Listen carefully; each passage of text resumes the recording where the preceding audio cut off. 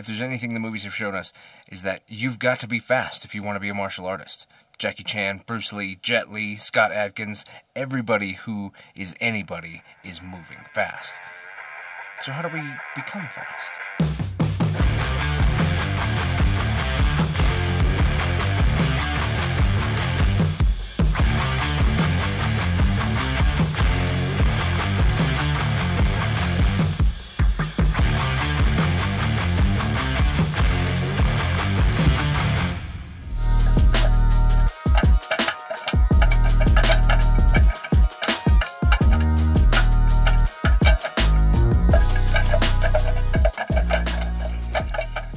This is kenfuTV, and each week I release videos in the martial arts, philosophy, technique, training, that sort of thing. And this week we're talking about speed. The first thing we need to do is define what is fast. What is speed? Miyamoto Musashi said in his Book of Five Rings that there is no such thing as speed, only timing. That's probably the biggest hint that you're going to get in this video about what it means to be fast. Fast, good technique is technique that is where it needs to be, when it needs to be. But how do we do that? Regardless of the art that you practice, you're going to spend time getting good at particular things. Different techniques, different methods or ways of doing something that you've got to get good at in order to be fast at. And the first thing you're going to do, because I've been on the mat a long time, I've taught a lot of students, and they all do it, is you're going to try to be fast. You're going to see your instructor be fast, and you're going to try to be fast. You're going to think, oh, this movement needs to be that's that movement, and I need to be that fast. And you're going to arms out here, arms out, and then just, I don't know where they're going, because you don't know where they're going. Your body doesn't know what it's doing, but it's trying to do it as fast as it can, and it's just not possible for it to do that. Enter the old adage, slow is smooth, and smooth is fast. Some people struggle with this because the idea of slow is smooth, smooth is fast implies that slow is fast. And that's obviously not true. What is true is that training slow can make you fast. But more importantly, it's important to be fast and correct. And the way you get there is to train slow and correct. Timing is the second issue. We'll come back to timing, because first you just have to figure out how to make your body move the way that it needs to move. To do that, you've got to slow down. We all want to be fast today, yesterday if we can. If we could Amazon 2-day delivery some speed, we would do it. That didn't come out right. Alright, so what do I mean by that? Slow and correct. Here's what's important. Now, there's different ways to look at this, and the one that I use often because of this whole video thing that I do is I look at the way cameras look at things. When you, especially if you're old enough to have done more things with VHS tapes than DVDs, but even DVDs do it, when you pause a movie, pause a show, it might be blurry. And the reason it's blurry is because of something called keyframes. In order to maximize the technology and be able to make everything look sharp and crisp and clear, there are keyframes that are perfectly sharp every so many frames while your show is playing. So when you pause and it is blurry, it's because you're between those keyframes, because your brain only needs to see those individual keyframes to realize what sharp is. It doesn't need to have sharp for every single frame. So you picture out a strip of film or a timeline, you have all of these individual shots. Only some of them are going to be sharp, and some of them just run together because it doesn't need to be sharp all the time. Fast forward to now, and you've got this high-def, 4K, 6K, 8K, Super HD, all of this stuff that's just crisp and fast and sharp all the way through. And that's because there are more of everything. These new things are shot with more frames. So instead of shooting 24 frames per second, so 24 shots in 1 second, we're doing 60 frames per second.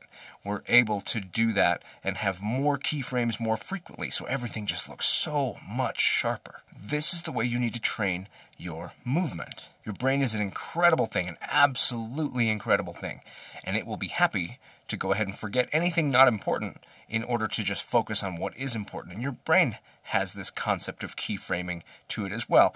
Now, I'm not a neuroscientist, so I don't have the terminology for it, but this idea of, I'll continue with keyframes, exists. So if I work really fast, let's take uchuke, for example. This motion, 1, 2, right? To do that, if you go fast, you go here, here, here, here.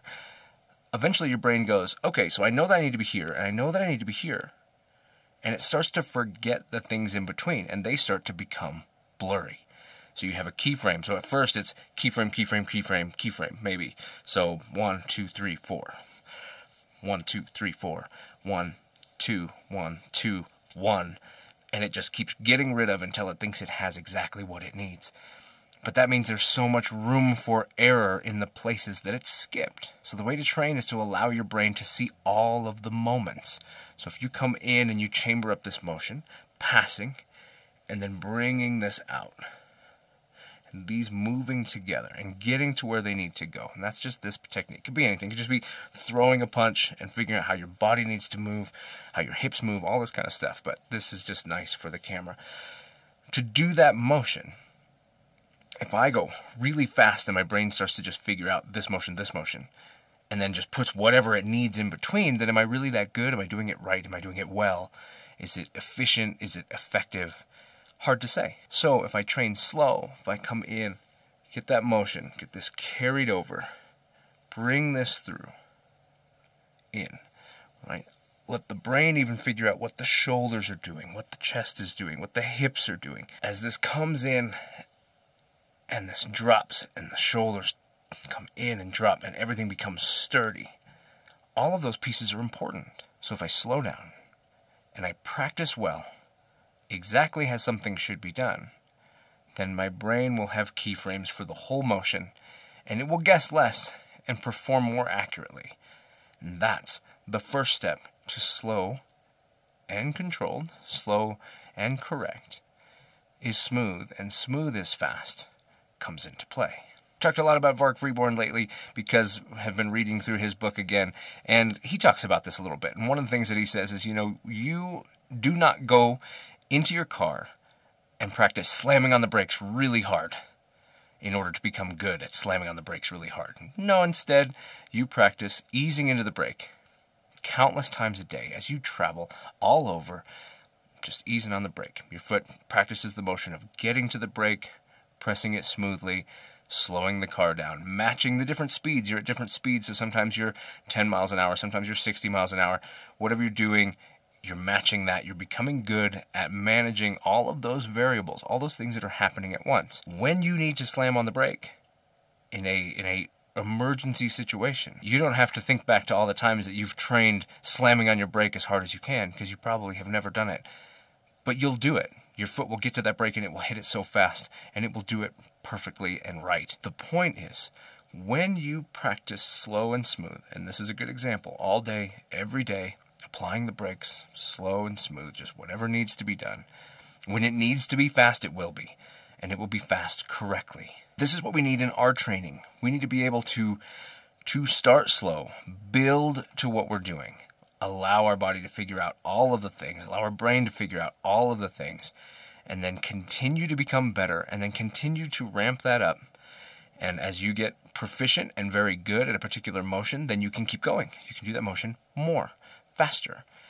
And as you do that and continue to become a little bit faster, a little bit faster, a little bit faster, pretty soon you are miles faster than you ever were before, but you're miles faster accurately.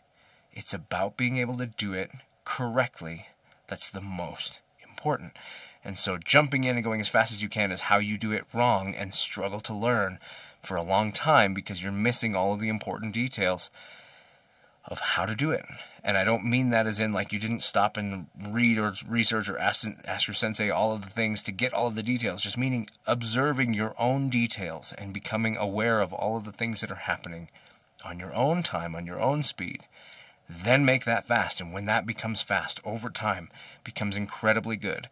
Any of these guys I mentioned before, the Jackie Chans, the Jet Lis, who they said they had to slow down the film to be able to catch how fast he really was, I guarantee he didn't just go out there and be fast. He started slow, he started smooth, he worked correctly so that when he moved, his movement was accurate the whole way, and it happens in an instant. And that's incredible, truly is incredible. So don't be afraid for those things to take time. So what about timing? Where does timing come into this? Well, if you've thrown anything fast, you know that you can get there before it's time. So for example, you're sparring, you decide to throw a kick, someone's moving in and you decide to throw a kick on them moving in. If you get there too soon, you might hyperextend your own knee. If you get there too late, you might not be able to finish that technique. So it landing at the right time is really important. Now, there's a window of time where it's technically acceptable.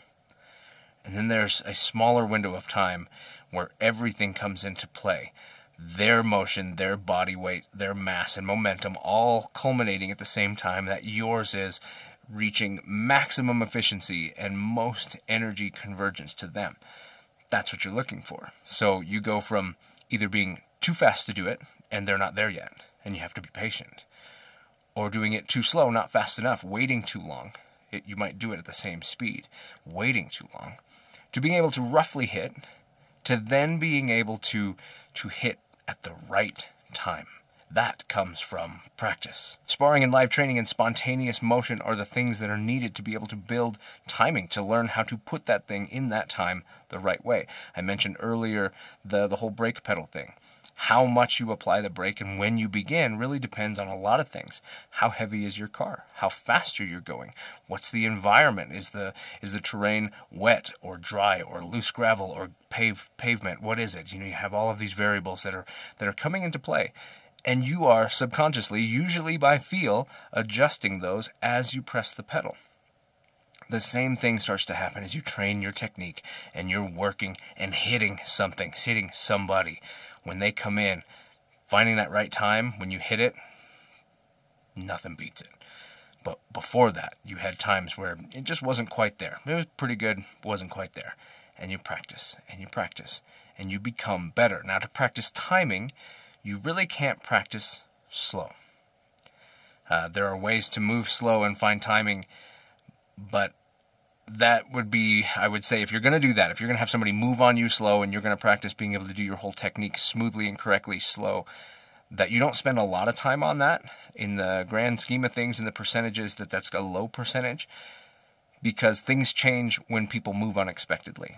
So if you're constantly working that, it will help, but it's not really teaching you the fact that sometimes you're just late and you need to be able to change. Here's the way good technique works. When you throw a technique quickly, when you throw it fast, when you hit that person moving in, I can throw my technique as fast as I want and be too early, hyperextend, or just miss entirely. I can throw it as fast, the exact same speed, and be too late. And it doesn't matter because it wasn't effective. Either they dealt with it or I just wasn't able to generate power because of the way that it landed. Or I can do it the exact same speed and land at the right time in that pocket of time that was the right time. Notice that I didn't change how fast I threw the thing. I changed when I threw the thing. That's the most important component.